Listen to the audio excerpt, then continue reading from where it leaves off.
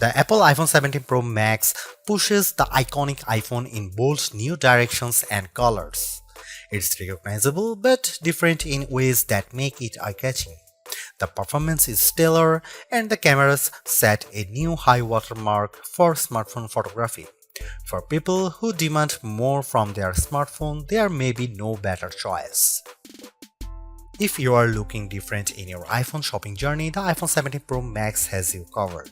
It's not just that fetching cosmic orange, the unexpected hue heat of Apple's eye-dropping event. Apple's iPhone 17 Pro Max features a fresh design with new materials and a broad and bold product spanning camera plateau that adds a distinctive flair to what had become a somewhat tired design. Inside, the changes are no less significant, from the powerful A19 Pro chip to the new vapor chamber supported heat management system, which enable enough performance to support every peak and valley of your experience. If you are fixated on cameras, the iPhone 17 Pro Max will not disappoint. There are now finally three 48-megapixel lenses that support a wide range of shooting styles.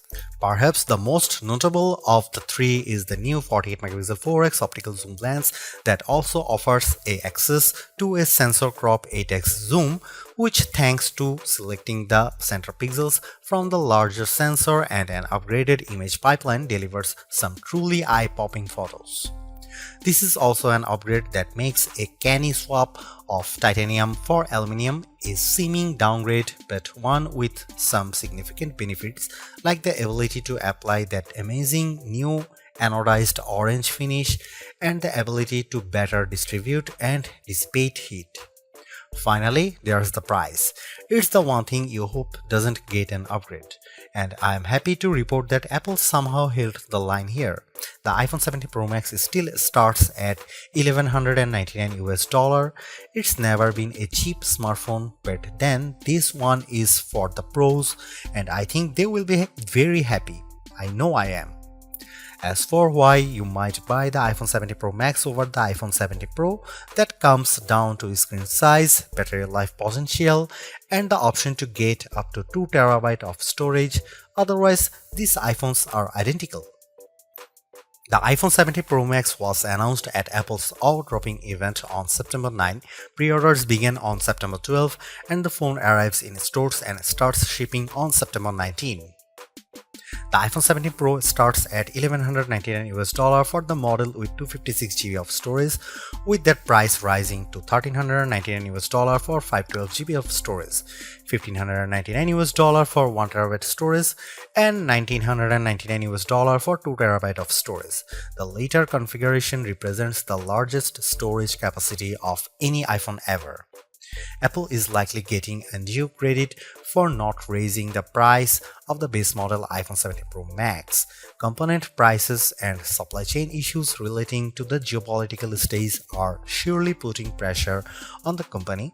Somehow, too, Apple has held the line, and the base iPhone 17 Pro Max still starts at $1,199 for 256GB model. The only difference in pricing comes into play when you stretch to the phone's new upper tier of 2TB, which is only available with the Pro Max model. That sends the price up to almost $2,000. It boggles the mind that we now consider paying almost $2,000 for a pocket-sized device to be rational.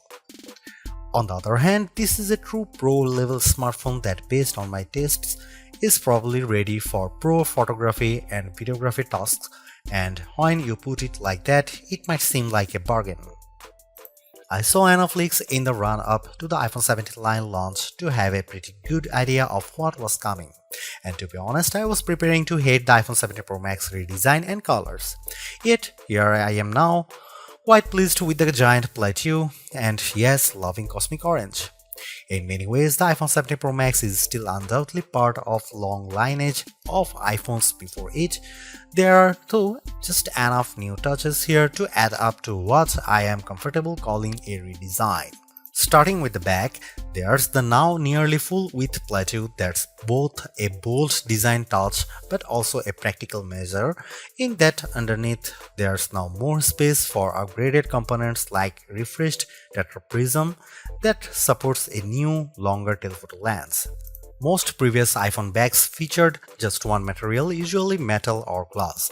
The iPhone 17 Pro Max is a spiffy mix of the two, metal and glass, or rather a larger rectangular ceramic shield cutout with the rest a univity chassis literally carved out of aluminum. Instead of a titanium band surrounding a frame, components and the front and back glass, the iPhone 17 Pro Max's back cascades seamlessly to the side and even curves just a bit around the front to meet the Ceramic Shield 2 screen covers, which reportedly will better protect it from scratches. It will has an incredibly unified feel, and because Apple has radically cut down on edges, the phone feels very comfortable to hold. When it comes to dimensions and weight, the iPhone 17 Pro Max is slightly larger and heavier than the iPhone 16 Pro Max, but I challenge anyone to notice the differences, which can be measured in fraction. The iPhone 17 Pro Max is 163mm tall by 78mm long by 8.75mm thick and weighs 233 grams. By contrast, the iPhone 16 Pro Max was 163 by 77.6 by 8.25mm and weighed 227 grams. This year there are no new buttons to contend with. Along one edge we have the long power and Siri button, and below it camera control. Opposite them is the action button, and below that a pair of volume buttons. There are small differences along the shorter edges. On top, an antenna cutout is now visible, and on the bottom the pair of speaker grills appear larger. If you want to lie the phone flat, you will have to place it screen down. Even though the back plateau is nearly the full width of the phone, the tri-camera array still bumps out even further, and between this and the wide metal bump, this phone lies on its back at a slightly more extreme angle than the iPhone 16 Pro Max. The switch from titanium to aluminum provides not only some useful heat management and energy efficiency benefits, it's also opened the door for anodized color options. I don't know where Apple got the idea for cosmic orange, but I actually love it. It's bold without being garish. There's also silver and the very deep and inky deep blue. Apple sort of explained its color choices to me and even the loss of black, but I think this is just Apple mixing things up and possibly giving a nod to all the pro level folks who buy this phone for creative pursuits. Orange is a color that will get you noticed. iOS 26's liquid glass interface might lead you to assume there has been some radical display overhaul, so much glow, shiny and artificial transparency. However, that would be mostly wrong. The platform update does change the look, but it's all still working with the same materials. The iPhone 17 Pro Max's expansive 6.9-inch Super Retina XDR OLED is largely the same as last year's, featuring a resolution of 2868 by 1320 pixels for a density of 460 ppi. The ProMotion technology still automatically ranges from 1Hz to 120Hz, and it's always on, which means that even when you are in bed, you can make out the time and have glanceable notifications. It's not though exactly the same screen. This display now ranges up to 3000 nits, that's 1000 more than the last model. In my side-by-side tests, the iPhone 17 Pro Max is more visible in direct sunlight. This effect is assisted by a new reflective coating, meaning the light bouncing off the screen is also less noticeable. There's a nice and not necessarily insignificant upgrades. With a narrow bezel, the Super Retina display comes precisely close to meeting that orange metal, with a vast expanse of color and entertainment interrupted only by the pill-shaped dynamic island. Made up of the new center stage camera and Face ID sensors, it remains a useful space for live information, but it's also sometimes a black blob cutout in games, videos and photos. I find the information it provides useful, so I do not mind it much, but I was also hoping for a redesign that might have shrunk the thing by 50%. This is a minor quibble, and I'm sure that, like me, you probably won't notice or be bothered by it very much.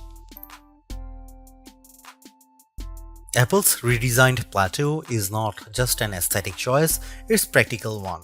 Underneath that now larger raised platform is a lot of technology, including a new tetraprism to support Apple's longest and highest resolution telephoto lens ever. It's simply one highlight of a stellar iPhone 17 Pro Max camera system. There are a total of 4 cameras, with Apple calling the rear trio fusion cameras. The main camera is 48 megapixel, ultra-wide is also 48 megapixel, and telephoto also 48 megapixel with 4x optical, and the selfie camera is 18 megapixel. Those specs only tell half the story. In general, you are not shooting at the full frame 48 megapixel resolution, or rather, you might be using all 48 million pixels to produce a high quality 24 megapixel or even 12 megapixel to produce an 8x optical quality sensor crop. The ultrawide will by default shoot 12 megapixel macro photos. In virtually every instance, this is a case where less is more.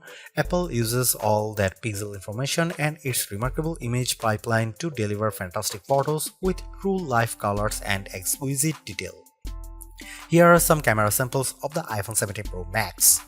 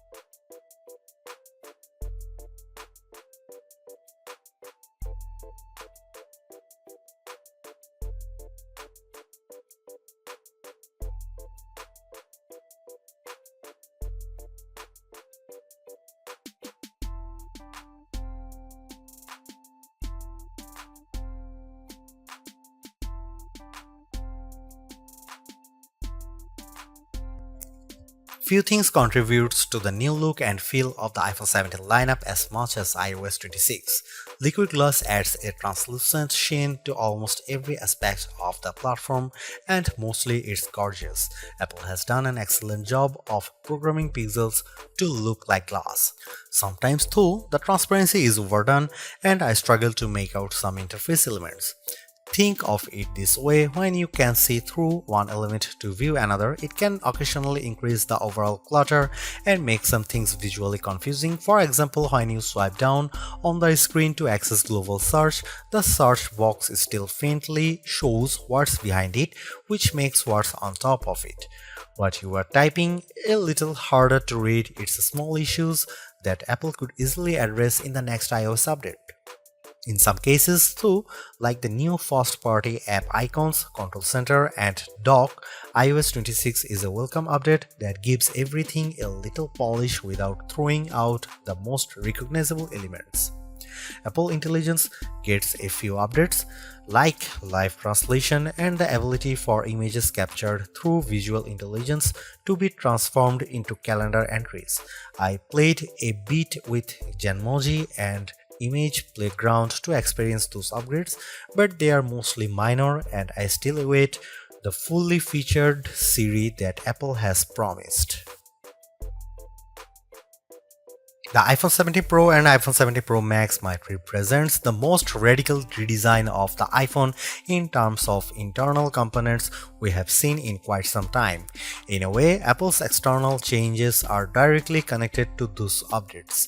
Let's start though with the A19 Pro chip, which is now supported by 12 GB of RAM. It's a formidable combo, and in our benchmark, it raised the bar for single and multi-core Geekbench scores while also boosting things like frame rates in games. The A19 features a 6-core CPU and GPUs. On the GPU side, each core features its own neural accelerator. It's a system that ably handles 4K video editing and AAA gameplay with equal aplomb. In games like Destiny Rising, reflections and atmospherics like fog and smoke match what you might see on a console.